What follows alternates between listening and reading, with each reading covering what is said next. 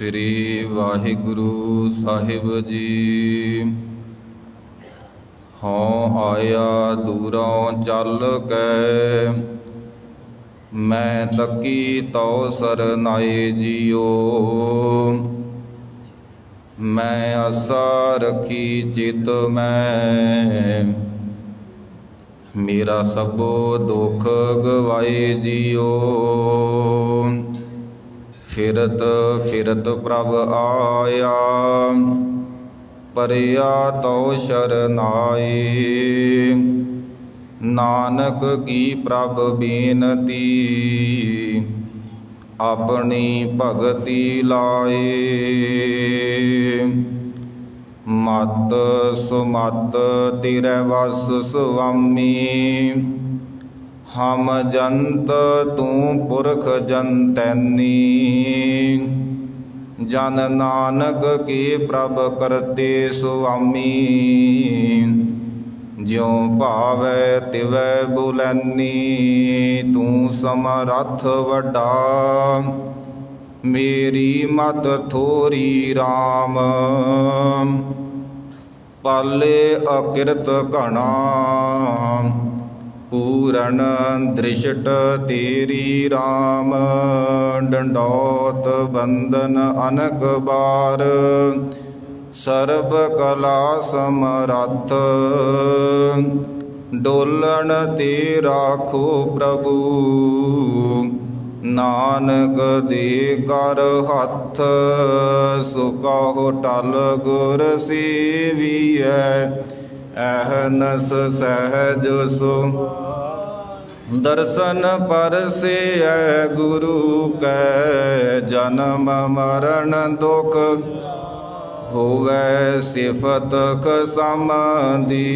नूरे अरसों कुरसों, तुद डिठे सच्चे पातशाह। मल जन्म जन्म दी, सजन सच्चा पातशाह। सिर शाहां दे, जिस पास बैठे आसो ही है। सबना दा वीर, जिस पास बैठे आसो ही है।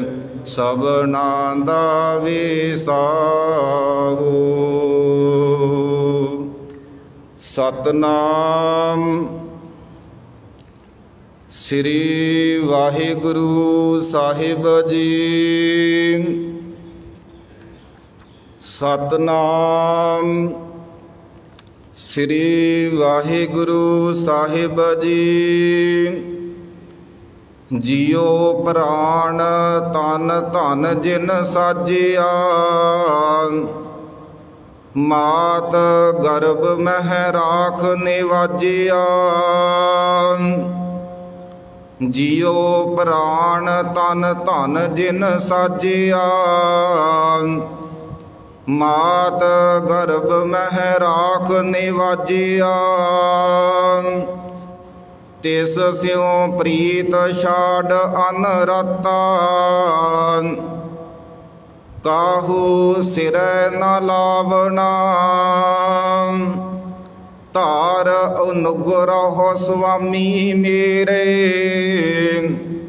घट घट वसह सबन कै नीरे। हाथ हमारे कछुए नाही, जिस जनाई है तिसै जनावना। जाके मस्तक धुर लिख पाया, तिस ही पुरख न व्यापै माया। नानक दास सदा सरनाई, दूसर लवै न लावना। जाके मस्तक धुर लिख पाया, तिस ही पुरख न व्यापै माया। नानक दास सदा सरनाई, दूसर लवै न लावना। वाहिगुरु जी का खालसा वाहिगुरु जी की फतेह। परम सन्मान जोग जुगो जुग अटल छतर चवर तख्त दे मालक श्री गुरु ग्रंथ साहिब जी दी पावन पवित्र हजूरी अंदर जुड़ बैठी गुरु रूप गुरु सवारी खालसा साध संगत जीओ। बहुत वडभागे हाँ जो सच्चे पातशाह अकाल पुरख परमात्मा दी कृपा दी सदका धन धन दशमेश पिता सरबंस दानी अमृत के दाते श्री गुरु गोबिंद सिंह साहिब जियां दे पावन पवित्र अस्थान गुरुद्वारा मंजी साहिब आलमगीर विखे दर्शन दीदारे करदिया होया अपने जीवन के लाहे प्राप्त कर रहे हाँ। धनता दे जोग हाँ सच्चे पातशाह की कृपा के सदका अमृत वेले तो सुंदर दीवान सजाए गए सजे हुए दीवाना अंदर आप जी ने बड़े ही प्यार दे नाल गुरमुखां पासों पावन बाणी दे नितनेम उपरंत कलयुग में कीर्तन प्रधाना गुरमुख जपिए लाए ध्याना दे महावाक अनुसार शब्द कीर्तन सरवण कीते। हुण समा है जो इस पावन पवित्र अस्थान ते गुरबाणी दी लड़ीवार कथा विचार चल रही है उस दे नाल जुड़न दा। आओ सारे कथा दी विचार आरंभ करन तो पहला सतगुरु दे चरणां दे विच सीस नवाउंदिया होया अपनी रसना नूं पवित्र करदिया होया आखो जी सतनाम श्री वाहिगुरु साहिब जी जियो प्राण तन धन जिन साजिया। सतगुरु जी बख्शिश कर रहे हैं ये पावन शब्द शहीदां दे सरताज बाणी के बोहित श्री गुरु अर्जन देव जी महाराज का उचारण किया होया मारू राग दे अंदर धन श्री गुरु ग्रंथ साहिब जी दे पावन अंग 1086 ते सुभाईमान है जिस दे 7 बंदा दी आप जी ने 7 पदियां दी कथा विचार पिछले दीवाना दे विच सरवण कीती है। अज 8वें बंद की विचार होवेगी 8वें बंद तो अगे विचार की रमता होवेगी वो आपां सारियां ने सरवण करनी है। सतगुरु जी कृपा कर रहे हैं कि परमात्मा ने कृपा करके सानू ये शरीर बख्शिश किया और शरीर के अंदर सुआसां की जोड़ी डोरी आ वाहिगुरु जी ने कृपा करके बख्शिश की शरीर के अंदर साड़ी जिंद नूं टका दिता ते सानू वरतन वास्ते सतगुरु जी ने धन पदार्थ इत्यादक भी दे दिते। जिस तरह असीं गुरबाणी दे विच पढ़दे हाँ अन्न खाना कपड़ पहनण दिया रस अन्न भोगाणी जिन दिए सो चेतना आवई पशु कर जानी। सतगुरु जी बख्शिश कर रहे हैं कि परमात्मा ने कृपा करके सानू जियो प्राण तन धन जिन साजिया मात गर्भ में राख नवाजिया कि परमात्मा की कृपा के द्वारा सानू शरीर की प्राप्ति हुई। परमात्मा ने ही कृपा करके सानू सुवास बख्शे इस शरीर के अंदर साड़ी जिंद नूं टका दिता अते सानू वरतन दे वास्ते इत्यादक धन पदार्थां दी भी बख्शिश कर दिती। मात गर्भ मह राख निवाजिया इसे प्रकार सतगुरु जी बख्शिश करते हैं कि परमात्मा ने साडे जो शरीर की रचना सी उस माता के गर्भ के विच सतगुरु जी ने इस शरीर की रचना की। सतगुरु जी गुरबाणी दे विच बख्शिश करते हैं कि जननी केरे उदरक उदक मैं पिंड किया 10 द्वारा कि साडे शरीर की रचना के बारे सतगुरु जी गुरबाणी दे विच बख्शिश करते हैं कि माता के गर्भ के अंदर साडे इस शरीर की रचना हुई जननी केरे अदुर उदक मैं पिंड किया 10 द्वारा दे आहार अगन में राखे ऐसा खसम हमारा।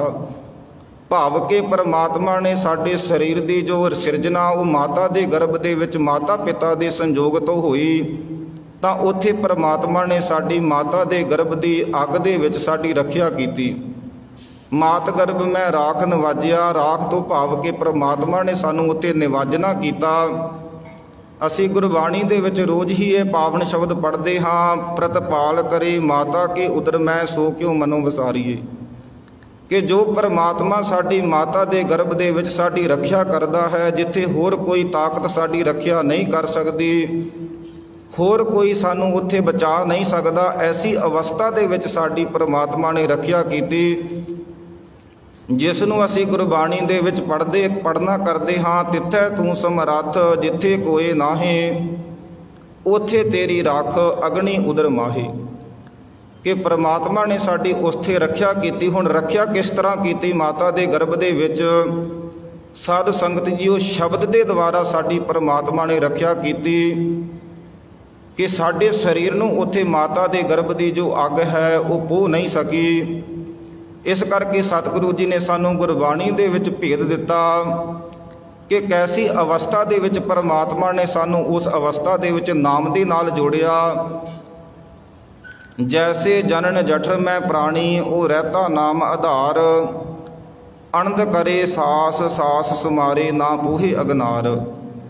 उत्थे नाम दे नाल जुड़े होने करके सानू माता दे जो गर्भ की अग वो पोंदी नहीं। पर अगे सतगुरु जी बख्शिश कर रहे हैं कि जदों जीव संसार के अंदर प्रवेश करता है तो उस परमात्मा वाहिगुरु नूं भुल जाता। तिस स्यों प्रीत छाड़ अनराता काहू सिरे ना लावना। जदों संसार दे विच साडा जन्म होया तो साडी उस शब्द के नालों लिव टुट गई। वो किहड़ा शब्द है? महाराज गुरबाणी दे विच सानू दसना करते हैं कि परमात्मा के अनहद शब्द के नालों साडी जदों असी संसार दे विच आए तो साडी लिव टुट गई। माता के गर्भ के विच साडी उस परमात्मा के नाल लिव जुड़ी हुई सी। ये सानू पता लगा गुरबाणी पढ़ के कि जदों असी माता के गर्भ के विच सां साडी उस टाइम ते उस परमात्मा निरंकार दे नाल लिव जुड़ी सी। पर जदों साडा जन्म होया महाराज ने गुरबाणी विच सानू दसिया होया है कि साडी उस शब्द के नालों लिव टुट गई तो साडा मन संसार के अंदर प्रवेश किया। तो जदों असी संसार के अंदर प्रवेश किए ये साडे शरीर के 9 दरवाजे खुल गए। तो जिहड़ा 10वां द्वार सी जिस दे राही साडा परमात्मा निरंकार दे नाल मिलाप सी, 10वां द्वार सी साडा गुप्त हो गया, जिसनों असी गुरबाणी दे विच पढ़ना करते हाँ। 9 दरवाजे प्रगट किए 10वां गुप्त रखाया। हुण कैसी अवस्था दे विच साडी उस परमात्मा दे नालों प्रीत टुट गई। महाराज सानू गुरबाणी च समझाउंदे कि जैसी अगन उदर में तैसी बाहर माया, कि जिस तरह की माता के गर्भ दे विच अग है उस तरह की ही बाहर माया की तपश है। महाराज वचन करदे जैसी अगन उदर में तैसी बाहर माया, माया अगन सब इको जेही करते खेल रचाया। ये परमात्मा का एक खेल है, दिन रात का जिसनों खेल गुरबाणी विच क्या है। तो महाराज अगे वचन करते खेल रचाया, जां तिस भाना ता जम्मिया परिवार भला पाया। जदों उहदी किरपा हुई तो साडा संसार के अंदर जन्म होया। जन्म के होण दे नाल ही साडी महाराज वचन करदे जां तिस भाना ता जम्मिया परिवार भला पाया, लिव छुटकी लगी तृष्णा। उस टाइम ते साडी लिव परमात्मा दे नालों टुट गई तो तृष्णा जिहड़ी सी साडे अंदर पैदा हो गई। जिस तरह आप जी ने वेख्या होवेगा कि जदों भी बच्चा संसार के अंदर आउंदा तो बच्चा विराग शुरू कर दिंदा। संसार दे विच आउंदियां सारी वो विराग हुंदा परमात्मा दे नालों विछोड़े दा, कि परमात्मा दे नालों विछोड़ा पै गया तो उस बच्चे ने विराग शुरू कर दिता। उत्थों ही ये माया का खेल शुरू हो गया। महाराज गुरबाणी च समझाउणा करदे कि विचों गर्भे निकल आया खसम वसार दुनी चित लाया, कि जदों परमात्मा ने संसार के अंदर सानू भेजिया तो परमात्मा दे नाल असी वादा कीता सी कि असी सानू साडे ते किरपा करो ਸਾਨੂੰ ਮਨੁੱਖਾ ਜਨਮ ਬਖਸ਼ਿਸ਼ ਦਵੋ, ਬਖਸ਼ਿਸ਼ ਕਰ ਦਵੋ, ਤਾਂ ਅਸੀਂ ਸੰਸਾਰ ਦੇ ਅੰਦਰ ਜਾ ਕੇ ਤੁਹਾਡਾ ਨਾਮ ਜਪ ਕੇ ਤੁਹਾਡੇ ਨਾਲ ਅਸੀਂ ਮਿਲਾਪ ਕਰਾਂਗੇ। ਪਰ ਮਹਾਰਾਜ ਗੁਰਬਾਣੀ ਦੇ ਵਿੱਚ ਬਚਨ ਕੀਤੇ ਕਿ ਇਹ ਮਨ ਨੇ ਸਾਡੇ ਪਰਮਾਤਮਾ ਦੇ ਨਾਲ ਜੋ ਬਚਨ ਕੀਤੇ ਸੀ ਮਾਤਾ ਦੇ ਗਰਭ ਦੇ ਵਿੱਚ, ਇਹ ਮਨ ਨੇ ਸੰਸਾਰ ਦੇ ਵਿੱਚ ਆਉਂਦਿਆਂ ਸਾਰ ਹੀ ਉਹ ਬਚਨਾਂ ਨੂੰ ਭੁੱਲ ਗਿਆ। ਮਹਾਰਾਜ ਬਾਣੀ ਦੇ ਵਿੱਚ ਬਚਨ ਕਰਦੇ ਹਨ ਕਿ ਵਿੱਚੋਂ ਗਰਭੇ ਨਿਕਲ ਆਇਆ, ਖਸਮ ਵਸਾਰ ਦੁਨੀ ਚਿਤ ਲਾਇਆ। ਉਹ ਸਤਿਗੁਰੂ ਜੀ ਇਸ ਪੰਕਤੀ ਵਿੱਚ ਸਾਨੂੰ ਸਮਝਾਉਣਾ ਕਰਦੇ ਕਿ ਤਿਸ ਸਿਉ ਪ੍ਰੀਤ ਛਾੜ ਅਨਰਾਤਾ। ਜਦੋਂ ਸਾਡਾ ਮਨ ਇਸ ਸੰਸਾਰ ਦੇ ਵਿੱਚ ਆ ਗਿਆ ਤੇ ਇੱਥੇ ਅਨ ਰਸਾਂ ਦੇ ਵਿੱਚ ਸਾਡਾ ਮਨ ਸੌਂ ਗਿਆ। ਤਿਸ ਸਿਉ ਪ੍ਰੀਤ ਛਾੜ ਅਨਰਾਤਾ, ਕਾਹੂ ਸਿਰੇ ਨਾ ਲਾਵਣਾ। ਇਸ ਪ੍ਰਕਾਰ ਸਤਿਗੁਰੂ ਜੀ ਬਖਸ਼ਿਸ਼ ਕਰਦੇ ਕਿ ਫਿਰ ਇਹਦੇ ਜੀਵਨ ਦਾ ਕੋਈ ਵੀ ਕਾਰਜ ਸਿਰੇ ਨਹੀਂ ਲੱਗੇਗਾ ਜੇ ਇਸ ਨੇ ਪ੍ਰਮਾਤਮਾ ਦੀ ਪ੍ਰੀਤ ਨੂੰ ਵਸਾਰ ਦਿੱਤਾ, ਆਪਣੇ ਜੀਵਨ ਦੇ ਅੰਦਰੋਂ ਪ੍ਰਮਾਤਮਾ ਨੂੰ ਵਸਾਰ ਦਿੱਤਾ। ਕਿਉਂਕਿ ਮਹਾਰਾਜ ਬਾਣੀ ਦੇ ਵਿੱਚ ਬਚਨ ਕਰਦੇ ਹਨ ਕਿ ਪ੍ਰਮਾਤਮਾ ਦੀ ਪ੍ਰੀਤ ਤੋਂ ਬਗੈਰ ਸੰਸਾਰ ਦੇ ਅੰਦਰ ਅਨੇਕਾਂ ਜੀਵ ਹਨ ਜਿਹੜੇ ਸੁੱਕ ਗਏ ਹਨ। ਜਿਸ ਤਰ੍ਹਾਂ ਸਾਧ ਸੰਗਤ ਜੀ ਉਹ ਇੱਕ ਦਰਖਤ ਹੈ, ਤੇ ਜੇ ਦਰਖਤ ਦੀ ਜੜ ਸੁੱਕ ਜਾਵੇ ਤਾਂ ਦਰਖਤ ਦੀਆਂ ਜਿਹੜੀਆਂ ਸ਼ਾਖਾਂ ਹਨ ਉਹ ਜ਼ਿਆਦਾ ਚਿਰ ਹਰੀਆਂ ਨਹੀਂ ਰਹਿ ਸਕਦੀਆਂ। ਇਸੇ ਤਰ੍ਹਾਂ ਹੀ ਸਾਧ ਸੰਗਤ ਜੀ ਉਹ ਜੇ ਅਸੀਂ ਪਰਮਾਤਮਾ ਨੂੰ ਜੀਵਨ ਦੇ ਅੰਦਰੋਂ ਪਰਮਾਤਮਾ ਦੀ ਪ੍ਰੀਤ ਸਾਡੇ ਵਿਸਰ ਜਾਵੇਗੀ ਤਾਂ ਸਾਧ ਸੰਗਤ ਜੀ ਉਹ ਇਹ ਜੀਵਨ ਦੇ ਅੰਦਰ ਜ਼ਿਆਦਾ ਚਿਰ ਅਸੀਂ ਖੁਸ਼ ਨਹੀਂ ਰਹਿ ਸਕਦੇ। ਕਿਉਂਕਿ ਪਰਮਾਤਮਾ ਦੇ ਨਾਲ ਜੁੜ ਕੇ ਹੀ ਸਾਡੇ ਜੀਵਨ ਦੇ ਅੰਦਰ ਆਨੰਦ ਔਰ ਖੇੜਾ ਪੈਦਾ ਹੋਵੇਗਾ। ਤੇ ਜੇ ਅਸੀਂ ਪਰਮਾਤਮਾ ਨੂੰ ਹੀ ਵਸਾਰ ਦਿੱਤਾ ਤਾਂ ਫਿਰ ਸਤਿਗੁਰੂ ਜੀ ਇੱਥੇ ਬਖਸ਼ਿਸ਼ ਕਰ ਰਹੇ ਹਨ ਕਿ ਕੋਈ ਵੀ ਸਾਡਾ ਜੀਵਨ ਦੇ ਵਿੱਚ ਕਾਰਜ ਜਿਹੜਾ ਹੈ ਸਿਰੇ ਨਹੀਂ ਚੜ੍ਹੇਗਾ, ਕਾਹੂ ਸਿਰੇ ਨਾ ਲਾਵਣਾ। ਇਸ ਕਰਕੇ ਗੁਰਬਾਣੀ ਦੇ ਵਿੱਚ ਭਗਤ ਫਰੀਦ ਜੀ ਸਾਨੂੰ ਸਮਝਾਉਂਦੇ ਹਨ, ਫਰੀਦਾ ਜੋਬਨ ਜਾਂਦੇ ਨਾ ਡਰਾਂ। ਭਗਤ ਫਰੀਦ ਜੀ ਬਚਨ ਕਰਦੇ ਹਨ ਕਿ ਸਾਨੂੰ ਆਪਣਾ ਜੋਬਨ ਚਲਿਆ ਜਾਵੇ ਇਸ ਦਾ ਕੋਈ ਡਰ ਨਹੀਂ, ਪਰ ਸਾਡੀ ਉਸ ਪਰਮਾਤਮਾ ਦੇ ਨਾਲੋਂ ਪ੍ਰੀਤ ਨਹੀਂ ਜਾਣੀ ਚਾਹੀਦੀ। ਫਰੀਦਾ ਜੋਬਨ ਜਾਂਦੇ ਨਾ ਡਰਾਂ, ਜੇ ਸੈ ਪ੍ਰੀਤ ਨਾ ਜਾਏ। ਫਰੀਦਾ ਕੀਤੀ ਜੋਬਨ ਪ੍ਰੀਤ ਬਿਨ ਸੁੱਕ ਗਏ ਕਮਲਾਏ। ਕਿ ਕਿੰਨੇ ਹੀ ਜੀਵਨ ਉਸ ਪਰਮਾਤਮਾ ਦੀ ਪ੍ਰੀਤ ਤੋਂ ਬਗੈਰ ਸੁੱਕ ਗਏ ਹਨ। ਕਿਉਂਕਿ ਪਰਮਾਤਮਾ ਦੇ ਨਾਲ ਜੁੜ ਕੇ ਹੀ ਅਸੀਂ ਜੀਵਨ ਦੇ ਅੰਦਰ ਹਰਿਆ ਭਰਿਆ ਰਹਿ ਸਕਦੇ ਹਾਂ, ਆਨੰਦ ਦੇ ਵਿੱਚ ਰਹਿ ਸਕਦੇ ਹਾਂ। ਇਸ ਕਰਕੇ ਸਤਿਗੁਰੂ ਜੀ ਸਾਨੂੰ ਇੱਥੇ ਸਮਝਾ ਰਹੇ ਹਨ ਕਿ ਜੇ ਅਸੀਂ ਉਸ ਪਰਮਾਤਮਾ ਦੀ ਪ੍ਰੀਤ ਨੂੰ ਭੁੱਲ ਜਾਵਾਂਗੇ ਤੇ ਸਾਡੇ ਸੰਸਾਰ ਦੇ ਅੰਦਰ, ਸਾਡੇ ਜੀਵਨ ਦੇ ਵਿੱਚ ਕਿਸ ਵੀ ਕਾਰਜ ਦੇ ਵਿੱਚ ਸਾਨੂੰ ਸਫਲਤਾ ਨਹੀਂ ਹੋਵੇਗੀ। ਕਾਹੂ ਸਿਰੇ ਨਾ ਲਾਵਣਾ, ਧਾਰ ਅਨੁਗਰੋ ਸੁਆਮੀ ਮੇਰੇ। ਇਸ ਕਰਕੇ ਪੰਚਮ ਪਾਤਸ਼ਾਹ ਬੇਨਤੀ ਰੂਪ ਦੇ ਵਿੱਚ ਉਸ ਪਰਮਾਤਮਾ ਦੇ ਚਰਨਾਂ 'ਚ ਬੇਨਤੀ ਕਰ ਰਹੇ ਹਨ ਕਿ ਹੇ ਵਾਹਿਗੁਰੂ ਜੀ ਸਾਡੇ ਤੇ ਕਿਰਪਾ ਕਰੋ, ਸਾਡੇ ਤੇ ਰਹਿਮਤ ਕਰਕੇ ਸਾਨੂੰ ਆਪਣਾ ਆਪ ਜਣਾਉਣਾ ਕਰੋ, ਆਪਣੇ ਆਪ ਨਾਲ ਜੋੜ ਲਵੋ। ਕਿਉਂਕਿ ਸਾਡੇ ਵੱਸ ਨਹੀਂ ਹੈ ਤੁਹਾਡੇ ਨਾਲ ਜੁੜਨਾ। ਘਟ ਘਟ ਵਸੈ ਸਭਨ ਕੈ ਨੇਰੇ।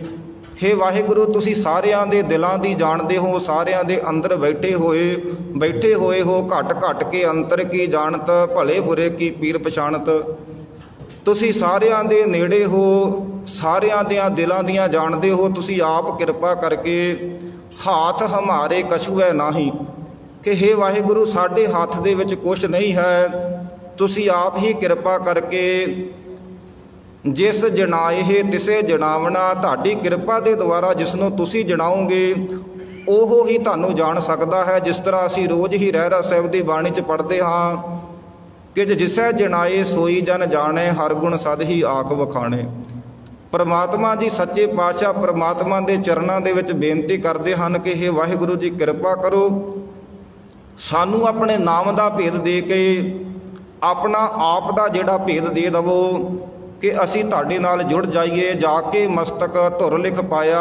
ਅੱਗੇ ਸਤਿਗੁਰੂ ਜੀ ਅਗਲੇ ਪਦੇ ਵਿੱਚ ਬਖਸ਼ਿਸ਼ ਕਰਦੇ ਹਨ ਕਿ ਹੇ ਵਾਹਿਗੁਰੂ ਧੁਰ ਤੋਂ ਹੀ ਜਿਸ ਤੇ ਆਪ ਜੀ ਨੇ ਕਿਰਪਾ ਕਰਕੇ ਜਿਸ ਦੇ ਮਸਤਕ ਦੇ ਭਾਗ ਚੰਗੇ ਲਿਖ ਦਿੱਤੇ, ਧੁਰ ਲਿਖ ਪਾਇਆ ਤਿਸ ਹੀ ਪੁਰਖ ਨਾ ਵਿਆਪੇ ਮਾਇਆ। ਐਸੇ ਪੁਰਖ ਨੂੰ ਫਿਰ ਸੰਸਾਰ ਦੀ ਜਿਹੜੀ ਇਹ ਮਾਇਆ ਹੈ ਉਹ ਵਿਆਪਦੀ ਨਹੀਂ। ਹੁਣ ਸਾਧ ਸੰਗਤ ਜੀ ਉਹ ਮਾਇਆ ਕੀ ਹੈ, ਉਹ ਅਸੀਂ ਗੁਰਬਾਣੀ ਦੇ ਵਿੱਚੋਂ ਸਤਿਗੁਰੂ ਦੇ ਕੋਲੋਂ ਪੁੱਛਣਾ ਹੈ ਕਿ ਮਾਇਆ ਕੀ ਹੈ।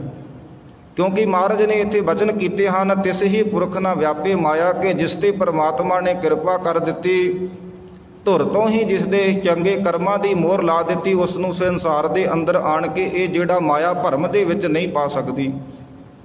ਕਿਉਂਕਿ ਮਾਇਆ ਦੇ ਭਰਮ ਵਿੱਚ ਮਾਇਆ ਨੇ ਹੀ ਸਾਡੇ ਮਨ ਨੂੰ ਭਰਮ ਦੇ ਵਿੱਚ ਪਾ ਕੇ ਉਸ ਪਰਮਾਤਮਾ ਦੇ ਨਾਲੋਂ ਵਿਛੋੜ ਦਿੱਤਾ। ਜੋ ਅਸੀਂ ਬਾਣੀ ਸਰਵਣ ਕਰ ਰਹੇ ਸਾਂ ਕਿ ਤ੍ਰਿਸ਼ਨਾ ਛੁੱਟ ਲਿਵ ਛੁਟਕੀ ਲੱਗੀ, ਤ੍ਰਿਸ਼ਨਾ ਮਾਇਆ ਅਮਰ ਵਰਤਾਇਆ। ਇਹ ਮਾਇਆ ਦਾ ਕਰਕੇ ਹੀ ਅਸੀਂ ਉਸ ਪਰਮਾਤਮਾ ਨੂੰ ਭੁੱਲ ਗਏ ਹਾਂ। ਤੇ ਮਾਇਆ ਕੀ ਹੈ ਸਾਧ ਸੰਗਤ ਜੀ? ਉਹ ਗੁਰਬਾਣੀ ਵਿੱਚ ਸਤਿਗੁਰੂ ਜੀ ਸਾਨੂੰ ਦੱਸਣਾ ਕਰਦੇ ਹਨ, ਇਹੋ ਸਰੀਰ ਸਭ ਮੂਲ ਹੈ ਮਾਇਆ। ਇਹ ਸਾਡਾ ਸਰੀਰ ਵੀ ਸਾਧ ਸੰਗਤ ਜੀ ਉਹ ਮਾਇਆ ਹੈ। ਜੇ ਅਸੀਂ ਇਸ ਦੇ ਨਾਲ ਜ਼ਿਆਦਾ ਪਿਆਰ ਕਰਾਂਗੇ ਤਾਂ ਸਾਧ ਸੰਗਤ ਜੀ ਉਹ ਇਹ ਵੀ ਸਾਨੂੰ ਪਰਮਾਤਮਾ ਦੇ ਨਾਲੋਂ ਵਿਛੋੜ ਦੇਵੇਗਾ। ਕਿਉਂਕਿ ਮਹਾਰਾਜ ਨੇ ਗੁਰਬਾਣੀ ਦੇ ਵਿੱਚ ਸਾਨੂੰ ਦੱਸਿਆ ਹੋਇਆ ਹੈ ਕਿ ਇਹ ਸਰੀਰ ਵੀ ਇੱਕ ਦਿਨ ਸਾਨੂੰ ਛੱਡਣਾ ਪਵੇਗਾ। ਮਹਾਰਾਜ ਗੁਰਬਾਣੀ ਦੇ ਵਿੱਚ ਬਚਨ ਕਰਦੇ ਹਨ, ਜਾਗ ਲਿਹੋ ਰੇ ਮਨਾ ਜਾਗ ਲਿਹੋ, ਕਹਾਂ ਗਾਫਲ ਸੋਇਆ, ਜੋ ਤਨ ਉਪਜਿਆ ਸੰਗ ਹੀ ਸੋ ਪੀ ਸੰਗ ਨਾ ਹੋਇਆ।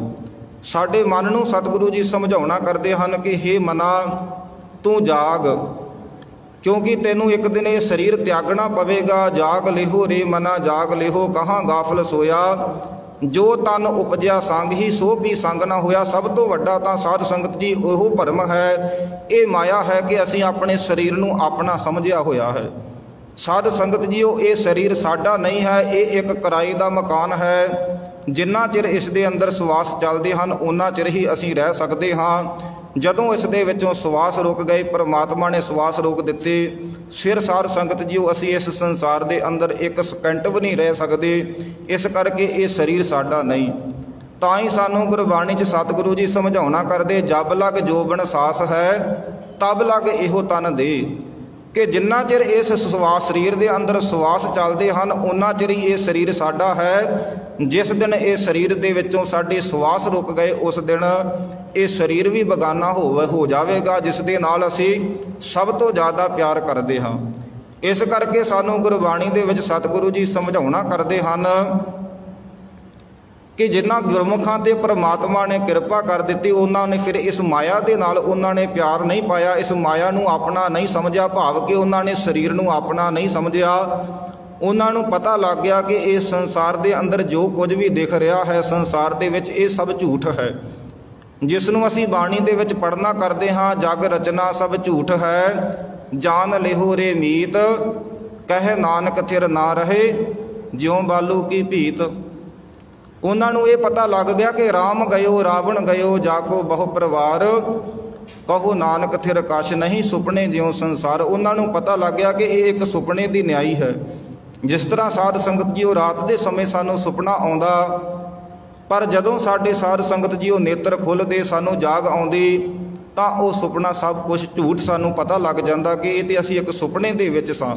ਇਸੇ ਤਰ੍ਹਾਂ ਹੀ ਸਾਧ ਸੰਗਤ ਜੀ ਉਹ ਜੇ ਅਸੀਂ ਆਪਣੇ ਮਨ ਨੂੰ ਜਗਾਇਆ ਨਾ, ਸਿਮਰਨ ਕਰਕੇ ਆਪਣੇ ਮਨ ਨੇ ਜਗਾ ਕੇ ਉਸ ਪਰਮਾਤਮਾ ਦੇ ਨਾਲ ਸਾਡੀ ਲਿਵ ਨਹੀਂ ਜੁੜੀ ਤਾਂ ਫਿਰ ਸਾਧ ਸੰਗਤ ਜੀ ਸਾਨੂੰ ਜਮਾਂ ਨੇ ਇੱਕ ਦਿਨ ਆਣ ਕੇ ਜਗਾਉਣਾ।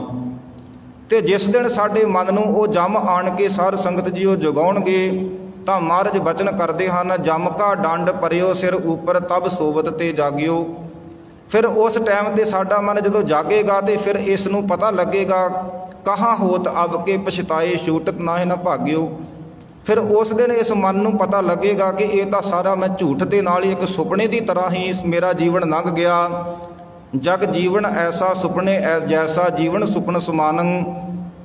ਫਿਰ ਸਾਧ ਸੰਗਤ ਜੀ ਉਸ ਟਾਈਮ ਤੇ ਇਹ ਮਨ ਸਾਡਾ ਪਛਤਾਵਾ ਕਰੇਗਾ ਕਿ ਮੈਂ ਸਿਮਰਨ ਕਿਉਂ ਨਹੀਂ ਕੀਤਾ। ਪਰ ਸਤਿਗੁਰੂ ਜੀ ਬਚਨ ਕਰਨਾ ਕਰਦੇ ਹਨ, ਉਸ ਟਾਈਮ ਤੇ ਫਿਰ ਪਛਤਾਵਾ ਕਰਨ ਦਾ ਕੋਈ ਫਾਇਦਾ ਨਹੀਂ।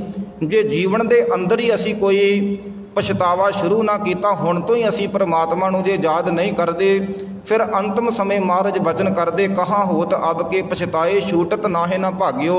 ਫਿਰ ਅਸੀਂ ਜਮਾਂ ਦੇ ਕੋਲੋਂ ਛੁੱਟ ਕੇ ਭੱਜ ਨਹੀਂ ਸਕਦੇ, ਕਿਉਂਕਿ ਮਹਾਰਾਜ ਬਚਨ ਕਰਦੇ ਹਨ, ਇੱਕ ਰੱਤੀ ਬਿਲਮ ਨਾ ਦੇਵਣੀ ਵਣ ਜਾ ਰਿਹਾ ਮਿੱਤਰਾ, ਉਨੀ ਤਕੜੇ ਪਾਏ ਹੱਥ।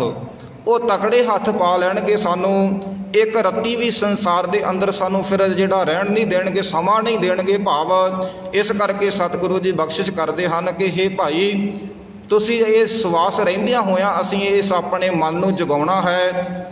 ਕਿਸ ਤਰ੍ਹਾਂ ਸਾਧ ਸੰਗਤ ਜੀ ਉਹ ਦੋ ਤਰੀਕਿਆਂ ਦੇ ਨਾਲ ਸਾਡਾ ਮਨ ਜਾਗਦਾ ਹੈ। ਇੱਕ ਜਾਗਦਾ ਹੈ ਸਿਮਰਨ ਦੇ ਦੁਆਰਾ, ਦੂਸਰਾ ਤਰੀਕਾ ਹੈ ਅੰਤਮ ਸਮੇਂ ਸਾਨੂੰ ਜਮਾਂ ਨੇ ਆਣ ਕੇ ਜਗਾਉਣਾ ਹੈ। ਪਰ ਸਾਧ ਸੰਗਤ ਜੀ ਉਹ ਜਮਾਂ ਦੇ ਜਗਾਉਣ ਤੋਂ ਪਹਿਲਾਂ ਅਸੀਂ ਆਪਣੇ ਮਨ ਨੂੰ ਜਗਾਉਣਾ ਹੁੰਦਾ। ਉਹ ਕਿਸ ਤਰ੍ਹਾਂ ਜਗਾਉਣਾ ਹੈ?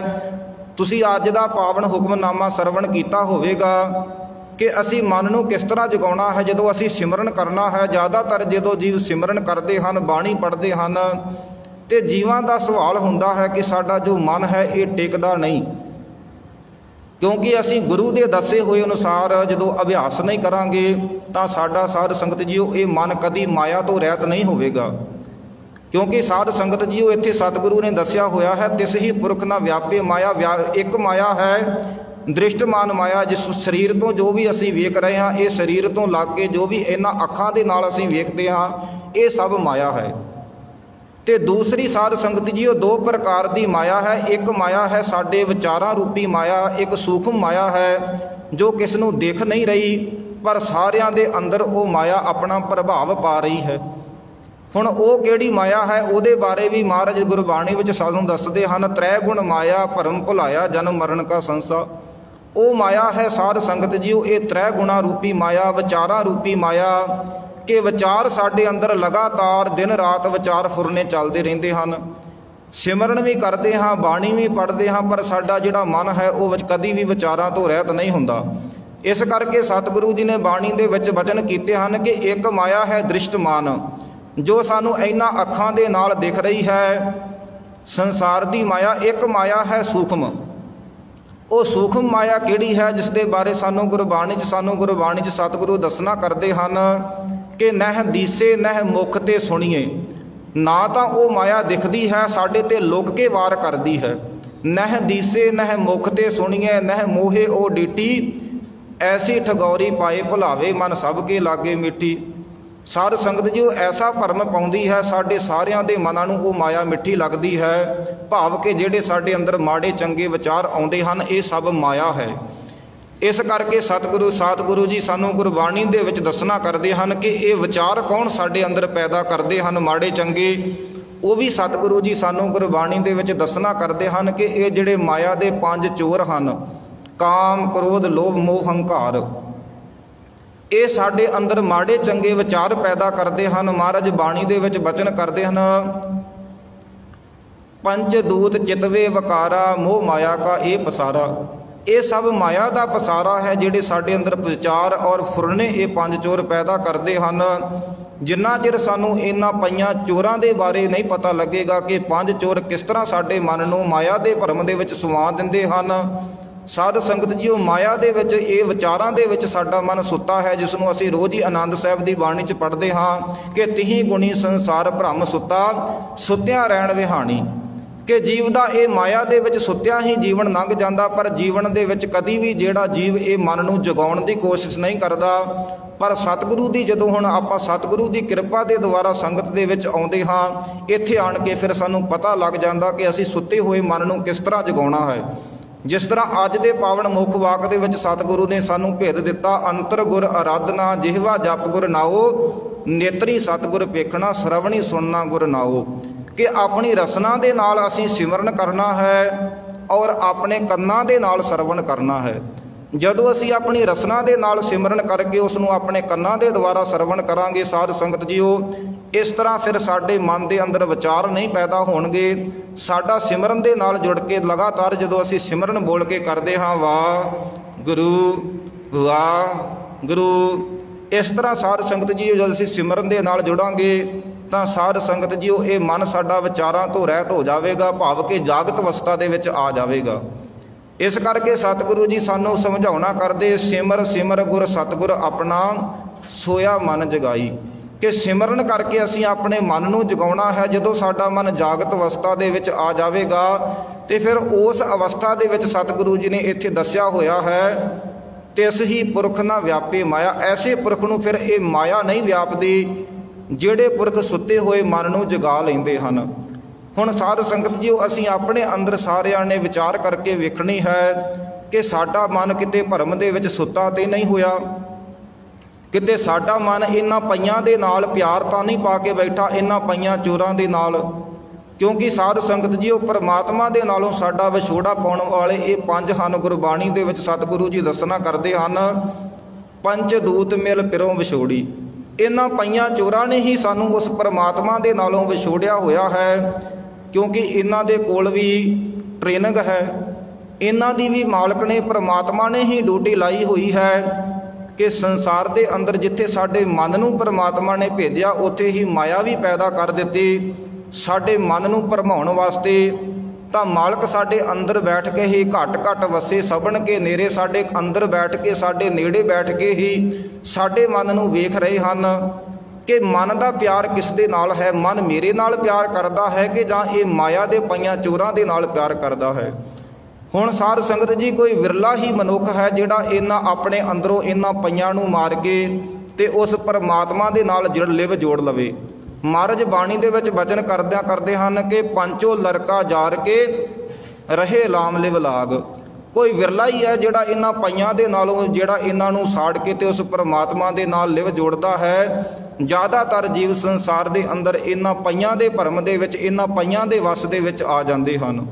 तां सतगुरु जी गुरबाणी दे विच सानूं समझाउणा करदे जदों साडा मन इन्हां पईयां चोरां दे वस पै जांदा है फिर ये साडे मन नूं दुखी करदे हन, ये साडे मन नूं परेशान करदे हन। क्योंकि साध संगत जी इन्हां दा काम ही है साडे मन नूं परमात्मा तो दूर लैके जाना। पल पल हर जी ते अंतर पारियो, हरेक पल ये परमात्मा दे नालों सानूं दूर लैके जाणगे। इस करके सतगुरु जी बख्शिश करते हैं पंच बटवारे से मीत कर जाने राम संगी के तिस गत नहीं जाने। कि जेड़े साडे दुश्मन हैं उन्होंने असीं अपने मित्र बना लिया। पंच बटवारी से मीत कर माने राम संगी तिस गत नहीं जाने। जिहड़ा साडा राम परमात्मा साडा संगी सी उसनूं असीं भुला दिता ते जेड़े ये माया के पांच दोस्ती इन्हों अपने मित्र बना लिया। तो फिर सतगुरु जी बाणी च वचन करते फिर सुख किदां आवेगा। क्योंकि इन्हां दे नालों असीं प्रीत छड्ड के उस परमात्मा दे नाल प्रीत पाउणी सी। पर जदों असीं उह परमात्मा की प्रीत अपने जीवन अंदरों वसार देवांगे तो फिर साध संगत जी जीवन के अंदर कभी भी सुख नहीं सानूं मिलेगा। क्योंकि सुख ते सुख केवल परमात्मा के नाम दे विच है। डिठा सब संसार सुखना नाम बिन।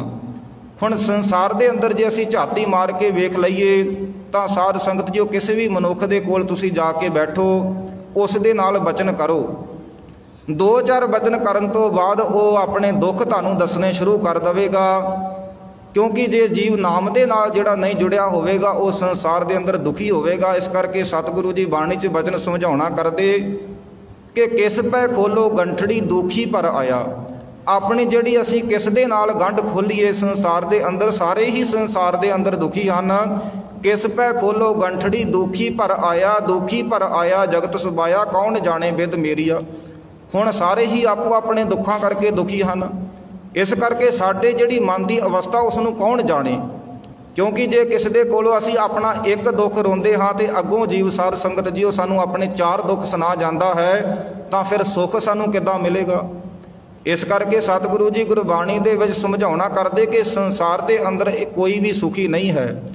क्योंकि महाराज बाणी च वचन करदे मन परदेसी जे थिए सब देश पराया। किस पै खोलो गंठड़ी दुखी पर आया जगत सुबाया कौन जाने बिद मेरिया। संसार ही नाम दे नालों टुट के दुखी है। सुखी केवल वो है जिस ते परमात्मा ने कृपा करके जिसनों परमात्मा ने अपना भेद दे दिता। जिसनों ये पता लग गया कि ये संसार झूठ है, ये संसार कूड़ है। कूड़ राजा कूड़ प्रजा कूड़ सब संसार कूड़ कूड़े नेहो लगा विसरिया करतार किस नाल कीचे दोस्ती सब जग चलनहार। जिसनों ये चीज़ का पता लग गया वो साध संगत जी वो फिर माया तो रहत हो के उस परमात्मा दे नाल अपनी लिव जोड़ता है। जिस दे बारे सतगुरु जी ने इत्थे कृपा की तिस ही पुरख ना व्यापे माया। ऐसे पुरख नूं ये माया व्यापदी नहीं। क्योंकि परमात्मा ने मेहर करके उन्हां दे धुर तो ही कृपा कर दिती। नानक दास सदा सरनाई दूसर लवै ना दावना। इस प्रकार साध संगत जी ऐसे मनुख फिर उस परमात्मा की शरण दे विच हमेशा वास्ते टिके रहंदे हन। क्योंकि उन्होंने पता लग गया कि सुख जिहड़ा है केवल तो परमात्मा के नाम दे विच है। इस करके गुरबाणी दे विच साडे ते भी सतगुरु जी कृपा करते हैं कि जे असीं चाहुंदे हाँ कि जीवन के अंदर सदा सुखी रहीए तो फिर सानू उस परमात्मा की शरण दे विच जाना पवेगा। नानक दास सदा सरनाई दूसर लवे ना लावना। जिस तरह से साध संगत जी बाणी दे विच वचन पढ़ना करते हैं कि राम जे असीं चाहुंदे हाँ कि सुख मिले तो महाराज बाणी दे विच वचन करते हैं कि जो सुख को चाहे सदा शरण राम की ले। कि जे सदा सुख चाਹੁੰਦੇ ਹਾਂ ਤਾਂ ਫਿਰ ਉਸ ਪਰਮਾਤਮਾ ਨਿਰੰਕਾਰ ਦੀ ਸ਼ਰਨ ਦੇ ਵਿੱਚ ਸਾਨੂੰ ਜਾਣਾ ਪਵੇਗਾ। ਹੁਣ ਸਾਧ ਸੰਗਤ ਜੀ, ਉਹ ਸ਼ਰਨ ਦੇ ਵਿੱਚ ਕਿਸ ਨੇ ਜਾਣਾ ਹੈ? ਸਰੀਰ ਨੇ ਜਾਣਾ ਹੈ ਕਿ ਜਾਂ ਸਾਡੇ ਮਨ ਨੇ ਜਾਣਾ ਹੈ? ਸਾਧ ਸੰਗਤ ਜੀ, ਉਹ ਜਦੋਂ ਅਸੀਂ ਗੁਰੂ ਦੀ ਸ਼ਰਨ ਦੇ ਵਿੱਚ ਆਏ ਹਾਂ, ਹੁਣ ਜਿਸ ਤਰ੍ਹਾਂ ਸਰੀਰ ਕਰਕੇ ਅਸੀਂ ਗੁਰੂ ਦੇ ਕੋਲ ਆਏ ਹਾਂ, ਗੁਰੂ ਦੇ ਕੋਲ ਜੁੜ ਬੈਠ ਕੇ ਸਤਿਗੁਰੂ ਜੀ ਦੇ ਅੰਮ੍ਰਿਤ ਬਚਨ ਸਰਵਣ ਕਰਦੇ ਹਾਂ ਤੇ ਸਤਿਗੁਰੂ ਜੀ ਸਾਨੂੰ ਦੱਸਣਾ ਕਰਦੇ ਹਨ ਕਿ ਪਰਮਾਤਮਾ ਤਾਂ ਸਾਡੇ ਨੇੜੇ ਹੈ, ਪਰ ਸਾਡਾ ਜੋ ਮਨ ਹੈ ਇਹ ਦੂਰ ਚਲਿਆ ਗਿਆ ਹੈ। ਇਸ ਕਰਕੇ ਸਾਧ ਸੰਗਤ ਜੀਓ, ਇਹ ਸਾਡਾ ਮਨ ਸੰਸਾਰ ਦੇ ਅੰਦਰ ਪਰਮਾਤਮਾ ਸਭ ਤੋਂ ਨੇੜੇ ਹੈ, ਪਰ ਮਨ ਇਹ ਭਰਮ ਦੇ ਵਿੱਚ ਪੈਣ ਕਰਕੇ ਦੂਰ ਚਲਿਆ ਗਿਆ ਹੈ। ਇਸ ਕਰਕੇ ਮਹਾਰਾਜ ਨੇ ਬਚਨ ਅੱਜ ਦੇ ਹੁਕਮਨਾਮੇ ਵਿੱਚ ਕੀਤੇ ਕਿ ਉਹ ਪਰਮਾਤਮਾ ਸਭ ਦੇ ਨੇੜੇ ਹੈ। ਘਟ ਘਟ ਵਸੇ ਸਭਨ ਕੇ ਨੇੜੇ, ਸਾਰਿਆਂ ਦੇ ਸਾਰਿਆਂ ਘਟਾਂ ਦੇ ਅੰਦਰ ਉਹ ਵਸ ਰਿਹਾ ਹੈ। ਪਰ ਸਾਧ ਸੰਗਤ ਜੀਓ, ਮਨ ਨੂੰ ਭੇਦ ਨਾ ਹੋਣ ਕਰਕੇ ਮਨ ਇਹ ਮਾਇਆ ਦੇ ਨਾਲ ਜੁੜ ਗਿਆ। ਤੇ ਜਦੋਂ ਸਾਧ ਸੰਗਤ ਜੀਓ ਮਨ ਸਾਡਾ ਇਸ ਮਾਇਆ ਦੇ ਨਾਲ ਜੁੜ ਜਾਂਦਾ ਤੇ ਮਨ ਨੂੰ ਫਿਰ ਜਿਹੜਾ ਇਹ ਮਾਇਆ ਕਦੀ ਵਾਸਤੇ ਟਿਕਣ ਨਹੀਂ ਦਿੰਦੀ। ਮਨ ਲਗਾਤਾਰ ਸਾਧ ਸੰਗਤ ਜੀਓ ਇਹ ਮਾਇਆ ਦੇ ਵਿੱਚ ਭੱਜਾ ਫਿਰਦਾ। ਨਿਮਕ ਮਾਹੇ ਚਾਰ ਕੁੰਟ ਫਿਰ ਆਵੇ। ਇੱਕ ਨਿਮਕ ਦੇ ਵਿੱਚ ਸਾਧ ਸੰਗਤ ਜੀਓ ਇਹ ਦਸਾਂ ਦਿਸ਼ਾਂ ਦੇ ਵਿੱਚੋਂ ਸਾਧ ਸੰਗਤ ਜੀਓ ਫਿਰ ਆਉਂਦਾ ਇਹ ਸਾਡਾ ਮਨ। ਇਸ ਕਰਕੇ ਪਰਮਾਤਮਾ ਨੇੜੇ ਹੈ, ਪਰ ਸਾਧ ਸੰਗਤ ਜੀਓ ਜ਼ਿਆਦਾਤਰ ਸੰਸਾਰ ਦੇ ਅੰਦਰ ਜੀਵਾਂ ਨੂੰ ਇਹ ਨਹੀਂ ਪਤਾ। ਜੀਵ ਸਮਝਦੇ ਹਨ ਕਿ ਪਰਮਾਤਮਾ ਕਿਤੇ ਦੂਰ ਬੈਠਾ ਹੋਇਆ ਹੈ, ਪਰ ਸਾਧ ਸੰਗਤ ਜੀਓ ਪਰਮਾਤਮਾ ਸਾਡੇ ਨੇੜੇ ਹੈ, ਸਾਡਾ ਮਨ ਦੂਰ ਹੈ। ਕਿਉਂਕਿ ਮਹਾਰਾਜ ਬਾਣੀ ਦੇ ਵਿੱਚ ਬਚਨ ਕਰਨਾ ਕਰਦੇ ਹਨ, ਪੇਖਤ ਸੁਣਤ ਸਭਨ ਕੇ ਸੰਗੇ ਮੈਂ ਮੂਰਖ ਜਾਣਿਆ ਦੂਰੀ ਰੇ। ਕਿ ਪਰਮਾਤਮਾ ਤਾਂ ਸਾਡੇ ਅੰਗ ਸੰਗ ਹੈ, ਸਦਾ ਅੰਗ ਸੰਗੇ ਅਭੰਗਮ ਵਿਭੂਤੇ, ਪਰ ਸਾਨੂੰ ਨਾ ਭੇਦ ਹੋਣ ਕਰਕੇ ਸਾਧ ਸੰਗਤ ਜੀਓ ਸਾਨੂੰ ਪਰਮਾਤਮਾ ਦੂਰ ਲੱਗਦਾ ਹੈ। ਇਸ ਕਰਕੇ ਜਿਨ੍ਹਾਂ ਗੁਰਮੁਖਾਂ ਨੇ ਆਪਣੇ ਅੰਦਰ ਦੀ ਖੋਜ ਕੀਤੀ, ਅੰਦਰ ਖੋਜੇ ਤਤ ਲਏ ਪਾਏ ਮੋਖ ਦਵਾਰ, ਉਹਨਾਂ ਨੂੰ ਫਿਰ ਪਤਾ ਲੱਗ ਗਿਆ ਕਿ ਉਹ ਪਰਮਾਤਮਾ ਤੇ ਸਭ ਤੋਂ ਨੇੜੇ ਹੈ। ਉਹ ਤਾਂ ਸਾਡੇ ਹੱਥਾਂ ਪੈਰਾਂ ਤੋਂ ਵੀ ਨੇੜੇ ਹੈ। ਕਹੇ ਰਵਿਦਾਸ ਹਾਥ ਪੇ ਨੇੜੇ ਸਹਿਜੇ ਹੋਏ ਸੋਹੀ। ਹੱਥ ਪੈਰ ਸਾਧ ਸੰਗਤ ਜੋ ਕਿੰਨੇ ਨੇੜੇ ਹਨ ਸਾਡੇ। ਇਹ ਹੱਥਾਂ ਪੈਰਾਂ ਤੋਂ ਵੀ ਪਰਮਾਤਮਾ ਨੇੜੇ ਹੈ, ਪਰ ਸਾਨੂੰ ਦਿਖ ਨਹੀਂ ਰਿਹਾ। ਦੁੱਖ ਸਭ ਤੋਂ ਵੱਡਾ ਇਸ ਗੱਲ ਦਾ ਹੈ ਕਿ ਜੋ ਸਭ ਤੋਂ ਨੇੜੇ ਹੈ ਉਹ ਦਿਖ ਨਹੀਂ ਰਿਹਾ, ਤੇ ਜੋ ਸਾਧ ਸੰਗਤ ਜੀ ਉਹ ਇਹ ਦੂਰ ਹੈ ਉਹ ਸਭ ਕੁਝ ਅਸੀਂ ਵੇਖ ਰਹੇ ਹਾਂ। ਤੇ ਜਿਹੜਾ ਪਰਮਾਤਮਾ ਨਿਰੰਕਾਰ ਸਭ ਤੋਂ ਨੇੜੇ ਹੈ ਉਹ ਦਿਖ ਨਹੀਂ ਰਿਹਾ। ਸਭ ਤੋਂ ਵੱਡਾ ਦੁੱਖ ਇਸੇ ਗੱਲ ਦਾ ਹੀ ਹੈ। ਜਿਸ ਤਰ੍ਹਾਂ ਸਾਧ ਸੰਗਤ ਜੀ ਅਸੀਂ ਗੁਰਬਾਣੀ ਦੇ ਵਿੱਚ ਬਚਨ ਪੜ੍ਹਨਾ ਕਰਦੇ ਹਾਂ ਸਤਿਗੁਰੂ ਜੀ ਦੇ ਕਿ ਨਿਕਟ ਸੁਣੋ ਅਰ ਪੇਖੋ ਨਾਹੀ ਭਰਮ ਭਰਮ ਦੁੱਖ ਭਰੀਆ। ਜੀਵ ਭਰਮ ਦੇ ਵਿੱਚ ਪੈ ਕੇ ਦੁਖੀ ਹੁੰਦਾ ਹੈ। ਉਸ ਪਰਮਾਤਮਾ ਨੂੰ ਸੁਣਿਆ ਸਭ ਨੇ ਹੈ ਕਿ ਉਹ ਪਰਮਾਤਮਾ ਸਭ ਦੇ ਨੇੜੇ ਹੈ, ਪਰ ਸਾਧ ਸੰਗਤ ਜੀ ਉਹ ਵੇਖਿਆ ਕਿਸ ਪਰਮਾਤਮਾ ਨੂੰ, ਕਿਸ ਵਿਰਲੇ ਵਿਰਲੇ ਮਨੋਖਣ ਹੈ।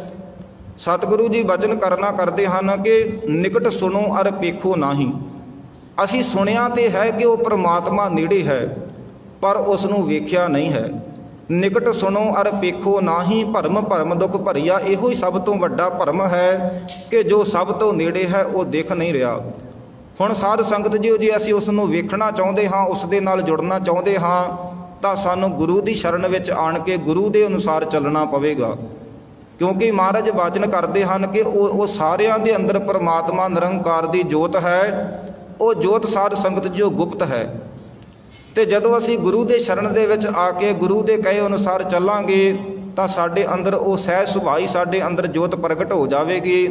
ਜਦੋਂ ਸਾਡੇ ਅੰਦਰ ਉਹ ਜੋਤ ਪ੍ਰਗਟ ਹੋਵੇਗੀ ਫਿਰ ਸਾਰਿਆਂ ਦੇ ਅੰਦਰ ਉਹ ਬੈਠਾ ਹੋਇਆ ਨਿਰੰਕਾਰ ਸਾਨੂੰ ਨਜ਼ਰ ਆਵੇਗਾ। ਇਹ ਅਸੀਂ ਬਾਣੀ ਦੇ ਵਿੱਚ ਰੋਜ਼ ਬਚਨ ਪੜ੍ਹਨਾ ਕਰਦੇ ਹਾਂ ਕਿ ਸਭ ਮੈਂ ਜੋਤ ਜੋਤ ਹੈ ਸੋਏ, ਤਿਸਦੇ ਚਾਨਣ ਸਭ ਮੈਂ ਚਾਨਣ ਹੋਏ, ਗੁਰ ਸਾਖੀ ਜੋਤ ਪ੍ਰਗਟ ਹੋਏ। ਗੁਰੂ ਦੀ ਸਿੱਖਿਆ ਦੇ ਦੁਆਰਾ ਉਹ ਸਾਡੇ ਮਨ ਦੀ ਜੋਤ ਪ੍ਰਗਟ ਹੋਵੇਗੀ। ਜਦੋਂ ਸਾਧ ਸੰਗਤ ਜੀ ਉਹ ਸਾਡੇ ਮਨ ਦੀ ਜੋਤ ਪ੍ਰਗਟ ਹੋ ਗਈ ਤਾਂ ਫਿਰ ਸਾਧ ਸੰਗਤ ਜੀ ਉਹ ਸਾਰਿਆਂ ਦੇ ਅੰਦਰ ਬੈਠਾ ਹੋਇਆ ਨਿਰੰਕਾਰ ਸਾਨੂੰ ਨਜ਼ਰ ਆਵੇਗਾ, ਜਿਸ ਨੂੰ ਅਸੀਂ ਦੂਰ ਸਮਝੀ ਬੈਠੇ ਹਾਂ। ਇਸ ਕਰਕੇ ਸਾਧ ਸੰਗਤ ਜੀ ਉਹ ਗੁਰੂ ਅਨੁਸਾਰੀ ਹੋ ਕੇ ਸਾਨੂੰ ਚੱਲਣਾ ਪਵੇਗਾ। ਕਿਉਂਕਿ ਸਾਨੂੰ ਜੋ ਇਹ ਜੀਵਨ ਮਿਲਿਆ ਹੈ ਇਹ ਕੇਵਲ ਪਰਮਾਤਮਾ ਦੇ ਨਾਲ ਮਿਲਾਪ ਕਰਨ ਵਾਸਤੇ ਹੀ ਪ੍ਰਾਪਤ ਹੋਇਆ ਹੈ। ਅਸੀਂ ਬਾਣੀ ਦੇ ਵਿੱਚ ਬਚਨ ਪੜ੍ਹਨਾ ਕਰਦੇ ਹਾਂ ਕਿ ਗੋਬਿੰਦ ਮਿਲਣ ਕੀ ਇਹ ਤੇਰੀ ਬਰੀਆ, ਅਵਰ ਕਾਜ ਤੇਰੇ ਕਿਤੇ ਨਾ ਕਾਮ, ਸਾਧ ਸੰਗਤ ਭਜ ਕੇਵਲ ਨਾਮ। ਉਸ ਗੋਬਿੰਦ ਨੂੰ ਮਿਲਣ ਦੀ ਸਾਨੂੰ ਸਾਧ ਸੰਗਤ ਜੀ ਉਹ ਵਾਰੀ ਪ੍ਰਾਪਤ ਹੋਈ ਹੈ। ਇਸ ਕਰਕੇ ਸਾਧ ਸੰਗਤ ਜੀਓ ਇਹ ਜੋ ਜੀਵਨ ਹੈ ਬਹੁਤ ਕੀਮਤੀ ਹੈ। ਇਹ ਜੀਵਨ ਸਾਨੂੰ ਵਾਰ-ਵਾਰ ਨਹੀਂ ਮਿਲੇਗਾ। ਇਹ ਪ੍ਰਮਾਤਮਾ ਨੇ ਹੀ ਕਿਰਪਾ ਕਰਕੇ ਇੱਕ ਸਾਡੇ 'ਤੇ ਕਿਰਪਾ ਕਰਕੇ ਇੱਕ ਸਾਨੂੰ ਮੌਕਾ ਦਿੱਤਾ ਹੋਇਆ ਹੈ। ਅਤੇ ਜੇ ਇਹ ਮੌਕੇ ਨੂੰ ਅਸੀਂ ਸਾਂਭਿਆ ਨਾ ਸਾਧ ਸੰਗਤ ਜੀ, ਉਹ ਬਾਅਦ ਵਿੱਚ ਸਾਨੂੰ ਪਛਤਾਉਣਾ ਪਵੇਗਾ। ਬਾਅਦ ਵਿੱਚ ਪਛਤਾਉਣ ਦਾ ਸਾਧ ਸੰਗਤ ਜੀ ਉਹ ਕੋਈ ਫਾਇਦਾ ਨਹੀਂ ਹੋਵੇਗਾ। ਇਸ ਕਰਕੇ ਸਤਿਗੁਰੂ ਜੀ ਸਾਨੂੰ ਸੁਚੇਤ ਕਰ ਰਹੇ ਹਨ ਗੁਰਬਾਣੀ ਦੇ ਵਿੱਚ ਕਿ ਫਿਰਤ ਫਿਰਤ ਬਹੁਤੇ ਜੁਗ ਹਾਰਿਓ। ਬੜੇ ਹੀ ਯੁੱਗਾਂ ਤੋਂ ਬਾਅਦ ਇਹ ਸਾਨੂੰ ਦੇਹੀ ਮਿਲੀ ਹੈ। ਮਾਨਸ ਦੇਹ ਲਹੀ ਕਹੋ ਨਾਨਕ ਮਿਲਣ ਕੀ ਬਰੀਆ ਸਿਮਰਤ ਕਹਾ ਨਹੀਂ। ਪਰ ਜੀਵ ਪਰਮਾਤਮਾ ਦਾ ਸਿਮਰਨ ਨਹੀਂ ਕਰਦਾ, ਕਿਉਂਕਿ ਜੀਵ ਨੂੰ ਸੰਸਾਰ ਦੇ ਅੰਦਰ ਆਣ ਕੇ ਇਹ ਭੁੱਲ ਗਿਆ ਹੈ ਕਿ ਇਹ ਦੇਹੀ ਨੂੰ ਪ੍ਰਾਪਤ ਕਰਨ ਵਾਸਤੇ ਦੇਵਤੇ ਵੀ ਤਰਸ ਰਹੇ ਹਨ। ਜੀਵ ਨੂੰ ਇਹ ਭੁੱਲ ਗਿਆ ਹੈ ਕਿ ਜਦੋਂ ਅਸੀਂ ਜੂਨਾਂ ਦੇ ਵਿੱਚ ਭਟਕਦੇ ਸਾਂ, ਉਦੋਂ ਕਿਸ ਤਰ੍ਹਾਂ ਪਰਮਾਤਮਾ ਦੇ ਚਰਨਾਂ ਦੇ ਵਿੱਚ ਅਸੀਂ ਰਜੋਈਆਂ ਬੇਨਤੀਆਂ ਕਰਦੇ ਹਾਂ ਕਿ ਵਾਹਿਗੁਰੂ ਕਿਰਪਾ ਕਰੋ, ਇੱਕ ਵਾਰ ਸਾਨੂੰ ਮਨੁੱਖਾ ਜਨਮ ਬਖਸ਼ ਦੇਵੋ, ਤਾਂ ਫਿਰ ਅਸੀਂ ਭਗਤੀ ਕਰਕੇ ਤੁਹਾਡੇ ਨਾਲ ਜੁੜ ਜਾਵਾਂਗੇ, ਹਮੇਸ਼ਾ ਵਾਸਤੇ ਤੁਹਾਡੇ ਵਿੱਚ ਲੀਨ ਹੋ ਜਾਵਾਂਗੇ। ਪਰ ਸਾਧ ਸੰਗਤ ਜੀ, ਜਦੋਂ ਇਹ ਪਰਮਾਤਮਾ ਨੇ ਕਿਰਪਾ ਕਰ ਦਿੱਤੀ ਤਾਂ ਸੰਸਾਰ ਦੇ ਅੰਦਰ ਆਣ ਕੇ ਉਸ ਵਾਹਿਗੁਰੂ ਪਰਮਾਤਮਾ ਨਿਰੰਕਾਰ ਨੂੰ ਅਸੀਂ ਭੁੱਲ ਗਏ। ਇਸ ਕਰਕੇ ਸਾਧ ਸੰਗਤ ਜੀ ਇਹ ਜੋ ਜੀਵਨ ਹੈ ਇਹ ਬਹੁਤ ਕੀਮਤੀ ਹੈ। ਜਿਸ ਤਰ੍ਹਾਂ ਸਾਧ ਸੰਗਤ ਜੀ ਗੁਰਬਾਣੀ ਦੇ ਵਿੱਚ ਸੱਚੇ ਪਾਤਸ਼ਾਹ ਨੇ ਇੱਕ ਉਦਾਹਰਨ ਦਿੱਤੀ ਹੈ, ਸਾਨੂੰ ਇਸ ਜੀਵਨ ਦੇ ਬਾਰੇ ਸਮਝਾਇਆ ਹੈ ਕਿ ਜੀਵਨ ਕਿੰਨਾ ਕੀਮਤੀ ਹੈ ਕਿ ਇਹ ਵਾਰ-ਵਾਰ ਨਹੀਂ ਮਿਲੇਗਾ। ਉਹ ਉਦਾਹਰਨ ਹੈ ਸਾਧ ਸੰਗਤ ਜੀ ਕਿ ਜਿਸ ਤਰ੍ਹਾਂ ਇੱਕ ਰੁੱਖ ਦੇ ਨਾਲ ਫਲ ਲੱਗ ਜਾਵੇ ਤਾਂ ਜੇ ਉਹ ਫਲ ਪੱਕ ਕੇ ਟਾਹਣੀ ਦੇ ਨਾਲੋਂ ਟੁੱਟ ਜਾਵੇ ਤਾਂ ਜੇ ਫਿਰ ਅਸੀਂ ਕੋਸ਼ਿਸ਼ ਕਰੀਏ ਉਸ ਟਾਹਣੀ ਦੇ ਨਾਲ ਫਲ ਨੂੰ ਜੋੜਨ ਦੀ, ਉਹ ਫਲ ਟਾਹਣੀ ਦੇ ਨਾਲ ਕਦੀ ਜੁੜੇਗਾ ਨਹੀਂ। ਇਸੇ ਤਰ੍ਹਾਂ ਸਾਧ ਸੰਗਤ ਜੀ ਇਹ ਮਨੁੱਖਾ ਜਨਮ ਇੱਕ ਵਾਰਾਂ ਜੇ ਸਾਡੇ ਕੋਲੋਂ ਲੰਘ ਗਿਆ, ਇਹ ਸਾਨੂੰ ਵਾਰ-ਵਾਰ ਉਹ ਪ੍ਰਾਪਤ ਨਹੀਂ ਹੋਵੇਗਾ। ਫਿਰ ਕਿਤੇ ਯੁੱਗਾਂ ਤੋਂ ਬਾਅਦ ਪਰਮਾਤਮਾ ਨੇ ਕਿਰਪਾ ਕੀਤੀ ਤੇ ਮਿਲੇਗਾ। ਇਸ ਕਰਕੇ ਮਹਾਰਾਜ ਬਾਣੀ ਦੇ ਵਿੱਚ ਬਚਨ ਕਰਦੇ ਹਨ, ਕਬੀਰ ਮਾਨਸ ਜਨਮ ਦੁਲੰਭ ਹੈ, ਹੋਏ ਨਾ ਬਾਰੇ ਬਾਰ, ਜਿਉਂ ਬਨ ਫਲ ਪਾਕੇ ਭੋਏ ਗਿਰੇ ਬੌਰ ਨਾ ਲਾਗੇ ਡਾਰ। ਕਿ ਜਿਸ ਤਰ੍ਹਾਂ ਫਲ ਟਾਹਣੀ ਦੇ ਨਾਲੋਂ ਟੁੱਟ ਜਾਵੇ ਤਾਂ ਫਿਰ ਜੁੜ ਨਹੀਂ ਸਕਦਾ, ਇਸੇ ਤਰ੍ਹਾਂ ਹੀ ਸਾਧ ਸੰਗਤ ਜੀਓ ਇਹ ਮਾਨਸ ਜਨਮ ਵੀ ਸਾਨੂੰ ਜਿਹੜਾ ਇੱਕ ਵਾਰ ਹੀ ਮਿਲਣਾ ਹੈ, ਇਹ ਵਾਰ-ਵਾਰ ਨਹੀਂ ਮਿਲਦਾ ਸਾਧ ਸੰਗਤ ਜੀਓ। ਇਸ ਕਰਕੇ ਇਹ ਦੁਲੱਭ ਹੈ, ਮਾਨਸ ਜਨਮ ਦੁਲੱਭ ਹੈ, ਭਾਵ ਕਿ ਸਾਨੂੰ ਲੱਭਿਆ ਵੀ ਨਹੀਂ ਪ੍ਰਾਪਤ ਹੋਵੇਗਾ। ਇਹ ਪਰਮਾਤਮਾ ਦੀ ਕਿਰਪਾ ਦੇ ਦੁਆਰਾ ਹੀ ਸਾਨੂੰ ਪ੍ਰਾਪਤ ਹੁੰਦਾ। ਇਸ ਕਰਕੇ ਇਸ ਦੀ ਜੋ ਕੀਮਤ ਹੈ ਬਹੁਤ ਜ਼ਿਆਦਾ ਹੈ। ਕਿਸ ਦੇ ਕੋਲੋਂ ਅਸੀਂ ਸਾਧ ਸੰਗਤ ਜੀ ਇਸ ਇੱਕ ਸਵਾਸ ਵੀ ਲੈਣਾ ਹੋਵੇ ਤਾਂ ਕੋਈ ਇੱਕ ਸਵਾਸ ਵੀ ਸਾਨੂੰ ਨਹੀਂ ਦੇ ਸਕਦਾ। ਅਸੀਂ ਸਾਰੀ ਦੁਨੀਆ ਦਾ ਧਨ ਵੀ ਭਾਵੇਂ ਕਿਸ ਨੂੰ ਦੇ ਦਈਏ ਤਾਂ ਇੱਕ ਸਵਾਸ ਨਹੀਂ ਸਾਨੂੰ ਕੋਈ ਦੇ ਸਕਦਾ। ਤਾਂ ਪਰਮਾਤਮਾ ਨੇ ਵੇਖੋ ਸਾਨੂੰ ਰੋਜ਼ ਕਿੰਨੇ ਸਵਾਸ ਜਿਹੜੇ ਵਿਦਵਾਨਾਂ ਦੇ ਅਨੁਸਾਰ, ਵਿਦਵਾਨਾਂ ਦੇ ਕਥਨ ਅਨੁਸਾਰ 24,000 ਸਵਾਸ ਸਾਧ ਸੰਗਤ ਜੀ ਉਹ ਸਾਨੂੰ ਰੋਜ਼ ਦੇ ਆਉਂਦੇ ਹਨ। ਤਾਂ ਵੇਖੋ ਸਾਧ ਸੰਗਤ ਜੀ ਇਹ ਸਵਾਸਾਂ ਦੀ ਕਿੰਨੀ ਕੀਮਤ ਹੈ। ਪਰਮਾਤਮਾ ਵੱਲੋਂ ਸਾਡੇ ਕੋਲੋਂ ਇਹਨਾਂ ਸਵਾਸਾਂ ਦੇ ਬਜਾਏ ਕੋਈ ਸਾਧ ਸੰਗਤ ਜੀ ਉਹ ਟੈਕਸ ਨਹੀਂ ਸਾਡੇ ਕੋਲੋਂ ਲਿਆ ਜਾਂਦਾ। ਇਹ ਬਹੁਤ ਸਵਾਸ ਕੀਮਤੀ ਹਨ। ਅਸੀਂ ਵੇਖਿਆ ਹੈ ਕਰੋਨਾ ਕਾਲ ਦੇ ਵਿੱਚ ਜਦੋਂ ਜੀਵਾਂ ਦੇ ਆ ਸਮਾਂ ਆਇਆ ਆਕਸੀਜਨ ਲੈਣ ਵਾਸਤੇ ਜੀਵਾਂ ਨੂੰ ਕਿਸ ਤਰ੍ਹਾਂ ਸਾਧ ਸੰਗਤ ਜੀ ਜੀਵਾਂ ਦੇ ਕੋਲੋਂ ਇਹ ਬਨਾਉਟੀ ਆਕਸੀਜਨ ਦੇ ਭਰਮ ਦੇ ਵਿੱਚ ਪਾ ਕੇ ਸਾਧ ਸੰਗਤ ਜੀ ਕਿਸ ਤਰ੍ਹਾਂ ਇਸ ਸੰਸਾਰ ਦੇ ਅੰਦਰ ਜਿਹੜਾ ਜੀਵਾਂ ਨਾਲ ਧੋਖਾ ਕਰਕੇ ਤੇ ਕਿੰਨਾ ਸਾਧ ਸੰਗਤ ਜੀ ਉਹ ਜੀਵਾਂ ਦੇ ਕੋਲੋਂ ਧਨ ਜਿਹੜਾ ਇਹਨਾਂ ਜੀਵਾਂ ਨੇ ਪ੍ਰਾਪਤ ਕੀਤਾ। ਕਿਉਂਕਿ ਸਾਨੂੰ ਉਹ ਪਰਮਾਤਮਾ ਦੇ ਜਿਹੜੀ ਇਹ ਕਦਰ ਤੇ ਕੀਮਤ ਭੁੱਲ ਗਈ ਕਿ ਪਰਮਾਤਮਾ ਨੇ ਸਾਨੂੰ ਇਹ ਜੋ ਜੀਵਨ ਹੈ ਕਿੰਨਾ ਅਮੁੱਲ ਜੀਵਨ ਸਾਨੂੰ ਉਸ ਵਾਹਿਗੁਰੂ ਨੇ ਦਿੱਤਾ ਹੈ ਜਿਸ ਦੀ ਸਾਨੂੰ ਸਾਰ ਨਹੀਂ। ਇਸ ਕਰਕੇ ਜੇ ਸਾਧ ਸੰਗਤ ਜੀ ਸਾਨੂੰ ਇਸ ਜੀਵਨ ਦੀ ਸਾਰ ਨਹੀਂ ਹੈ ਤਾਂ ਫਿਰ ਸਾਧ ਸੰਗਤ ਜੀ ਉਹ ਮਹਾਰਾਜ ਬਾਣੀ ਦੇ ਵਿੱਚ ਬਚਨ ਕਰਦੇ ਹਨ ਕਿ ਪਸ਼ੂ ਪ੍ਰੇਤ ਮੁਗਧ ਤੇ ਬੁਰੀ, ਤਿਸੇ ਨਾ ਬੂਝੇ ਜਿਨ ਇਹ ਸਰੀ। ਕਿ ਫਿਰ ਤਾਂ ਇਹ ਜੀਵਨ ਸਾਡਾ ਉਸ ਪਸ਼ੂਆਂ ਪ੍ਰੇਤਾਂ ਤੋਂ ਵੀ ਮਾੜਾ ਹੈ ਜਿਸ ਪਰਮਾਤਮਾ ਨੇ ਸਾਡੀ ਸਿਰਜਣਾ ਕੀਤੀ। ਜੇ ਅਸੀਂ ਉਸ ਨੂੰ ਜਾਣਿਆ ਨਹੀਂ ਤਾਂ ਫਿਰ ਇਹ ਜੀਵਨ ਸਾਡਾ ਉਹ ਪਸ਼ੂਆਂ ਪ੍ਰੇਤਾਂ ਤੋਂ ਵੀ ਮਾੜਾ ਹੈ। ਕਿਉਂਕਿ ਉਹ ਤਾਂ ਸਾਧ ਸੰਗਤ ਜੀਓ ਉਹਨਾਂ ਦੇ ਕੋਲ ਤਾਂ ਇੰਨੀ ਬੁੱਧੀ ਨਹੀਂ ਕਿ ਉਹ ਸੰਗਤ ਦੇ ਵਿੱਚ ਆਣ ਕੇ ਬੈਠ ਜਾਣ। ਕਿਉਂਕਿ ਜੇ ਉਹ ਸੰਗਤ ਦੇ ਵਿੱਚ ਆਉਣਗੇ ਵੀ ਤਾਂ ਅਸੀਂ ਉਹਨਾਂ ਨੂੰ ਇੱਥੇ ਬੈਠਣ ਨਹੀਂ ਦੇਵਾਂਗੇ। ਕਿਉਂਕਿ ਸਾਧ ਸੰਗਤ ਜੀਓ ਇਸ ਧਰਤੀ ਮੈਂ ਤੇਰੀ ਸਿਕਦਾਰੀ ਅਵਰ ਜੂਨ ਤੇਰੀ ਪਨਹਾਰੀ। ਕਿਉਂਕਿ ਸਾਧ ਸੰਗਤ ਜੀਓ 84 ਲੱਖ ਜੂਨ ਦਾ ਸਰਦਾਰ ਜੋ ਹੈ ਮਨੁੱਖ ਹੈ। ਤੇ ਸਿਰਫ ਸਾਧ ਸੰਗਤ ਜੀਓ ਸਾਧ ਸੰਗਤ ਦੀ ਆਵਾਜ਼ ਉਹਨਾਂ ਕੋਲ ਵੀ ਹੈ, ਜਾਨਵਰਾਂ ਦੇ ਕੋਲ ਵੀ ਸਰੀਰ ਹੈ, ਸਵਾਸ ਉਹਨਾਂ ਕੋਲ ਵੀ ਹਨ, ਜਾਨ ਉਹਨਾਂ ਦੇ ਕੋਲ ਵੀ ਹੈ। ਸਾਧ ਸੰਗਤ ਜੀ ਉਹ ਵੀ ਆਪਣੇ ਬੱਚਿਆਂ ਨੂੰ ਪਾਲਦੇ ਹਨ, ਜਾਨਵਰ ਵੀ ਆਪਣੇ ਬੱਚਿਆਂ ਨੂੰ ਪਾਲ ਰਹੇ ਹਨ। ਪਰ ਸਾਧ ਸੰਗਤ ਜੀ ਉਹ ਫਰਕ ਕਿੱਥੇ ਹੈ? ਫਰਕ ਸਾਧ ਸੰਗਤ ਜੀ ਉਹ ਇੱਥੇ ਹੈ ਕਿ ਉਹਨਾਂ ਦੇ ਕੋਲ ਬੁੱਧੀ ਨਹੀਂ ਹੈਗੀ, ਤੇ ਸਾਨੂੰ ਪਰਮਾਤਮਾ ਨੇ ਕਿਰਪਾ ਕਰਕੇ ਬੁੱਧੀ ਦੀ ਦਾਤ ਬਖਸ਼ਿਸ਼ ਕੀਤੀ ਹੈ। ਤੇ ਜੇ ਅਸੀਂ ਬੁੱਧੀ ਨੂੰ ਸਹੀ ਇਸਤੇਮਾਲ ਕਰਦੇ ਹਾਂ ਤਾਂ ਫਿਰ ਸਾਡਾ ਉਹਨਾਂ ਦੇ ਨਾਲੋਂ ਫਰਕ ਹੈ, ਫਿਰ ਅਸੀਂ ਉਹਨਾਂ ਦੇ ਨਾਲੋਂ ਚੰਗੇ ਅਖਵਾ ਸਕਦੇ ਹਾਂ। ਤਾਂ ਸਾਧ ਸੰਗਤ ਜੀ ਜੇ ਅਸੀਂ ਆਪਣੀ ਬੁੱਧੀ ਦਾ ਇਸਤੇਮਾਲ ਸਹੀ ਨਹੀਂ ਕਰਾਂਗੇ ਤਾਂ ਫਿਰ ਸਾਧ ਸੰਗਤ ਜੀ ਅਸੀਂ ਉਹਨਾਂ ਜੀਵਾਂ ਤੋਂ ਵੀ, ਸਤਿਗੁਰੂ ਨੇ ਸਾਨੂੰ ਗੁਰਬਾਣੀ ਦੇ ਵਿੱਚ ਦੱਸਿਆ ਹੋਇਆ ਹੈ ਕਿ ਪਸ਼ੂ ਪ੍ਰੇਤ ਮੁਗਧ ਤੇ ਬੁਰੀ ਤਿਸੇ ਨਾ ਬੂਝੇ ਜਿਨ ਇਹ ਸਰੀ, ਕਿ ਜਿਸ ਵਾਹਿਗੁਰੂ ਨੇ ਸਾਡੀ ਸਿਰਜਣਾ ਕੀਤੀ ਜੇ ਅਸੀਂ ਉਸ ਨੂੰ ਜਾਣਿਆ ਨਹੀਂ ਫਿਰ ਅਸੀਂ ਉਹਨਾਂ ਜਾਨਵਰਾਂ ਤੋਂ ਵੀ ਪਿੱਛੇ ਹਾਂ। ਇਸ ਕਰਕੇ ਸਤਿਗੁਰੂ ਜੀ ਸਾਨੂੰ ਸਮਝਾਉਣਾ ਕਰਦੇ ਹਨ। ਸਾਡੇ 'ਤੇ ਪਰਮਾਤਮਾ ਨੇ ਕਿਰਪਾ ਕਰਕੇ ਸਾਨੂੰ ਬੁੱਧੀ ਦੀ ਦਾਤ ਬਖਸ਼ਿਸ਼ ਕੀਤੀ ਹੈ, ਤੇ ਇਸ ਬੁੱਧੀ ਦੇ ਦੁਆਰਾ ਅਸੀਂ ਗੁਰਬਾਣੀ ਪੜ੍ਹ ਕੇ, ਗੁਰਬਾਣੀ ਨੂੰ ਵਿਚਾਰ ਕੇ ਆਪਣੇ ਆਪ ਦੀ ਖੋਜ ਕਰਕੇ ਉਸ ਪਰਮਾਤਮਾ ਦੇ ਨਾਲ ਜੁੜ ਸਕਦੇ ਹਾਂ। ਕਿਉਂਕਿ ਕੇਵਲ ਤੇ ਕੇਵਲ ਮਨੁੱਖ ਹੀ ਐਸੀ ਜੂਨ ਹੈ ਜਿਸ ਦੇ ਵਿੱਚ ਪਰਮਾਤਮਾ ਦੇ ਨਾਲ ਸਾਧ ਸੰਗਤ ਜੀ ਉਹ ਜੁੜਿਆ ਜਾਂਦਾ।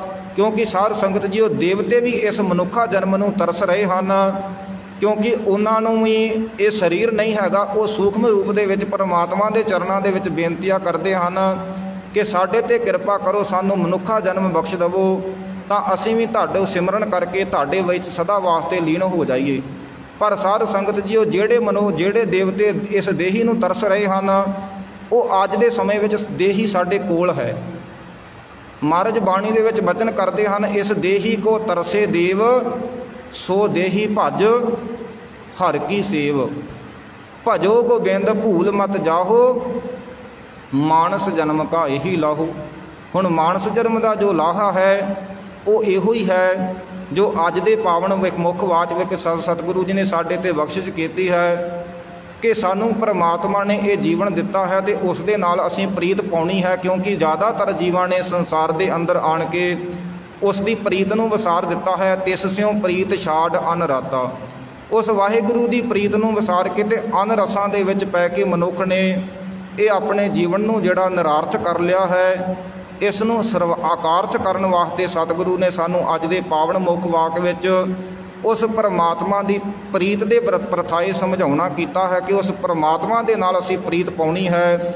ਕਿਉਂਕਿ ਜੇ ਸਾਡੀ ਉਸ ਵਾਹਿਗੁਰੂ ਦੇ ਨਾਲ ਪ੍ਰੀਤ ਨਹੀਂ ਹੋਵੇਗੀ ਤਾਂ ਸੰਸਾਰ ਦੇ ਅੰਦਰ ਭਾਵੇਂ ਜਿੰਨਾ ਮਰਜ਼ੀ ਅਸੀਂ ਕੋਈ ਪ੍ਰਾਪਤੀ ਕਰ ਲਈਏ ਤਾਂ ਮਹਾਰਾਜ ਨੇ ਬਚਨ ਕੀਤੇ ਹਨ, ਮਿਰਤਕ ਕਹੀਏ ਨਾਨਕਾ ਜੇ ਪ੍ਰੀਤ ਨਹੀਂ ਭਗਵੰਤ। ਅਸੀਂ ਮਿਰਤਕ ਦੀ ਨਿਆਈ ਹਾਂ ਜੇ ਉਸ ਪਰਮਾਤਮਾ ਦੇ ਨਾਲ ਸਾਧ ਸੰਗਤ ਜੀ ਉਹ ਸਾਡੀ ਪ੍ਰੀਤ ਨਹੀਂ। ਕਿਉਂਕਿ ਪ੍ਰੀਤ ਦੇ ਨਾਲ ਹੀ ਅਸੀਂ ਪਰਮਾਤਮਾ ਦੇ ਨਾਲ ਜੁੜ ਸਕਦੇ ਹਾਂ। ਪ੍ਰੀਤ ਤੋਂ ਭਾਵ ਹੈ ਪ੍ਰੇਮ, ਕਿਉਂਕਿ ਜੋ ਉਹ ਪਰਮਾਤਮਾ ਹੈ ਉਹ ਸਾਡੇ ਕੋਲੋਂ ਹੋਰ ਕੋਈ ਇੱਛਾ ਨਹੀਂ ਰੱਖਦੇ ਕਿ ਸਾਡੇ ਕੋਲੋਂ ਹੋਰ ਕੋਈ ਇੱਛਾ ਰੱਖਦੇ ਹਨ। ਪਰਮਾਤਮਾ ਸਿਰਫ ਇੱਛਾ ਰੱਖਦਾ ਹੈ ਤਾਂ ਸਾਡੇ ਕੋਲੋਂ ਪ੍ਰੇਮ ਦੀ ਇੱਛਾ ਰੱਖਦਾ ਹੈ। ਗੋਬਿੰਦ ਭਾਉ ਭਗਤ ਕਾ ਭੁੱਖਾ, ਪਰਮਾਤਮਾ ਸਾਡੇ ਪਿਆਰ ਦਾ ਭੁੱਖਾ ਹੈ ਕਿ ਅਸੀਂ ਉਸ ਨੂੰ ਪਿਆਰ ਦੇ ਨਾਲ ਯਾਦ ਕਰੀਏ। ਇਸ ਕਰਕੇ ਸਾਧ ਸੰਗਤ ਜੀ ਉਹ ਪਰਮਾਤਮਾ ਕਿਸੇ ਦੇ ਬਾਪ ਦੀ ਮਲਕੀਅਤ ਨਹੀਂ ਹੈ ਕਿ ਕੋਈ ਅਮੀਰ ਕਵੇ ਕਿ ਮੈਂ ਧਨ ਪਦਾਰਥ ਦੇ ਨਾਲ ਉਸ ਨੂੰ ਪ੍ਰਾਪਤ ਕਰ ਲਵਾਂਗਾ। ਨਹੀਂ, ਸਾਧ ਸੰਗਤ ਜੀ ਉਹ ਪ੍ਰੇਮ ਦਾ ਭੁੱਖਾ ਹੈ। ਜਿਸ ਤਰ੍ਹਾਂ ਅਸੀਂ ਬਾਣੀ ਦੇ ਵਿੱਚ ਬਚਨ ਪੜ੍ਹਨਾ ਕਰਦੇ ਹਾਂ, ਆਪਣ ਬਾਪੇ ਨਾਹੀ ਕਿਸੀ ਕੋ, ਉਹ ਕਿਸੇ ਦੀ ਬਾਪ ਦੀ ਮਲਕੀਅਤ ਨਹੀਂ ਹੈ ਕਿ ਕੋਈ ਉਸ ਨੂੰ ਖੁਸ਼ ਕਰ ਲਵੇ। ਆਪਣ ਬਾਪੇ ਨਾਹੀ ਕਿਸੀ ਕੋ ਭਾਵਨ ਕੋ ਹਰ ਰਾਜਾ, ਉਹ ਭਾਵਨਾ ਦਾ ਭੁੱਖਾ ਹੈ। ਕੋਈ ਵੀ ਉਸ ਨੂੰ ਭਾਵਨਾ ਦੇ ਨਾਲ ਯਾਦ ਕਰ ਲਵੇ, ਭਾਵੇਂ ਗਰੀਬ ਹੋਵੇ ਭਾਵੇਂ ਅਮੀਰ ਹੋਵੇ, ਜਿਸ ਤਰ੍ਹਾਂ ਦਾ ਕੋਈ ਮਰਜ਼ੀ ਹੋਵੇ, ਭਾਵੇਂ ਉਹ ਪੜ੍ਹਿਆ ਲਿਖਿਆ ਹੋਵੇ ਭਾਵੇਂ ਉਹ ਕੋਈ ਅਨਪੜ੍ਹ ਹੋਵੇ, ਇਹਦੇ ਵਿੱਚ ਸਾਧ ਸੰਗਤ ਜੀ ਕੋਈ ਫਰਕ ਨਹੀਂ ਹੈ। ਗੱਲ ਹੈ ਪ੍ਰੀਤ ਦੀ। ਇੱਥੇ ਇਹ ਨਹੀਂ ਹੈ ਕਿ ਪੜ੍ਹਿਆ ਲਿਖਿਆ ਹੀ ਪਰਮਾਤਮਾ ਨੂੰ ਪਾ ਸਕਦਾ ਹੈ ਜਾਂ ਅਨਪੜ੍ਹ ਨਹੀਂ ਪਾ ਸਕਦਾ। ਸਾਧ ਸੰਗਤ ਜੀਓ ਇੱਥੇ ਕੋਈ ਐਸੀ ਸਾਧ ਸੰਗਤ ਜੀਓ ਪਰਮਾਤਮਾ ਨੇ, ਗੁਰੂ ਨੇ ਕੋਈ ਐਸੀ ਸ਼ਰਤ ਨਹੀਂ ਰੱਖੀ। ਇੱਥੇ ਤਾਂ ਸਾਧ ਸੰਗਤ ਜੀਓ ਸਾਰਿਆਂ ਨੂੰ ਇੱਕੋ ਜਿਹਾ ਹੀ ਉਪਦੇਸ਼ ਬਖਸ਼ਿਸ਼ ਹੁੰਦਾ ਹੈ। ਜੋ ਪ੍ਰਾਣੀ ਗੋਬਿੰਦ ਧਿਆਵੈ ਪੜ੍ਹਿਆ ਅਨਪੜ੍ਹਿਆ ਪਰਮਗਤ ਪਾਵੇ। ਸਾਧ ਸੰਗਤ ਜੀ ਉਹ ਗੱਲ ਹੈ ਸਾਰੀ ਧਿਆਉਣ ਦੀ। ਕੋਈ ਵੀ ਧਿਆ ਲਵੇ, ਭਾਵੇਂ ਉਹ ਨੀਵਾਂ ਹੋਵੇ ਤੇ ਭਾਵੇਂ ਉਹ ਉੱਚਾ ਹੋਵੇ, ਗੱਲ ਹੈ ਧਿਆਉਣ ਦੀ। ਜਿਨ੍ਹਾਂ ਨੇ ਵੀ ਪਰਮਾਤਮਾ ਨੂੰ ਧਿਆਇਆ ਫਿਰ ਪਰਮਾਤਮਾ ਨੇ ਸਾਧ ਸੰਗਤ ਜੀ ਉਹਨਾਂ ਦੀ ਅੱਜ ਵੀ ਮਹਿਮਾ ਸੰਸਾਰ ਦੇ ਅੰਦਰ ਹੋ ਰਹੀ ਹੈ। ਜਿਸ ਤਰ੍ਹਾਂ 15 ਭਗਤਾਂ ਦੀ ਬਾਣੀ ਅਸੀਂ ਸ੍ਰੀ ਗੁਰੂ ਗ੍ਰੰਥ ਸਾਹਿਬ ਦੇ ਬਾਣੀ ਦੇ ਵਿੱਚ ਪੜ੍ਹਦੇ ਹਾਂ ਤੇ ਮਹਾਰਾਜ ਨੇ ਇਹਨਾਂ ਬਾਣੀ ਦੇ ਵਿੱਚ ਸਾਨੂੰ ਸਮਝਾਉਣਾ ਕੀਤਾ ਕਿ ਜ਼ਿਆਦਾਤਰ ਜਿਹੜੇ ਭਗਤ ਸਾਹਿਬਾਨ ਹੋਏ ਹਨ ਸੰਸਾਰਿਕ ਤੌਰ 'ਤੇ ਨੀਵੀਂ ਕੁਲ ਦੇ ਵਿੱਚ ਹੋਏ ਹਨ। ਤਾਂ ਸਾਧ ਸੰਗਤ ਜੀ ਇਹਨਾਂ ਨੂੰ ਜਦੋਂ ਪਹਿਲਾਂ ਕੋਈ ਨਹੀਂ ਸੀ ਜਾਣਦਾ, ਇਹਨਾਂ ਨੇ ਫਿਰ ਆਪਣਾ ਜੀਵਨ ਦੱਸਿਆ ਕਿ ਜਿਸ ਨੀਚ ਕੋ ਕੋਈ ਨਾ ਜਾਣੇ ਨਾਮ ਜਪਤ ਉਹ ਚੌਂ ਕੁੰਟ ਮਾਨੇ, ਕਿ ਜਿਸ ਨੀਚ ਨੂੰ ਕੋਈ ਵੀ ਜਾਣਦਾ ਨਾ ਹੋਵੇ, ਜੇ ਉਹ ਪਰਮਾਤਮਾ ਦਾ ਨਾਮ ਜਪਣ ਲੱਗ ਪਵੇ ਤਾਂ ਸਾਧ ਸੰਗਤ ਜੀ ਉਹਦਾ ਚੌਂ ਕੁੰਟਾਂ ਦੇ ਵਿੱਚ ਸਾਧ ਸੰਗਤ ਜੀ ਨਾਂ ਦੀ ਵਡਿਆਈ ਹੋ ਜਾਂਦੀ।